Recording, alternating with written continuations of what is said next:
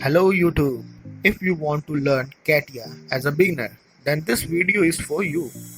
I am going to explain all the basics of Catia. In this series, we will learn about all the basic commands and tools of the Catia. When you open this software, an interface like this will open. This is the user interface. As you can see here, Catia V5. It means it is the fifth version of Catia. It was introduced in 1999 by Dassault Systems.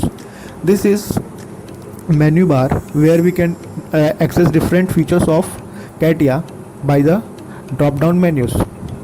This is the standard toolbar which contains common features of Catia.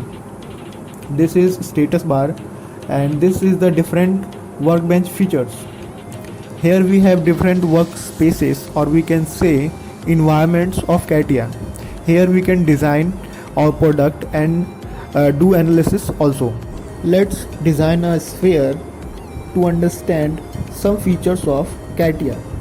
First choose the workbench part design, name the part. After this select sketcher tool and select the axis. After this select circle command, draw a circle, give the radius or we can say dimensions. I put it 30 mm. Now divide the circle into half segments, erase the half part of circle. Now exit this workbench and enter into soft command.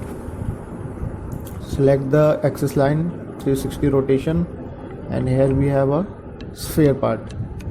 So thank you for today guys. In next video we will use some more tools and understand the user interface setting of Catia.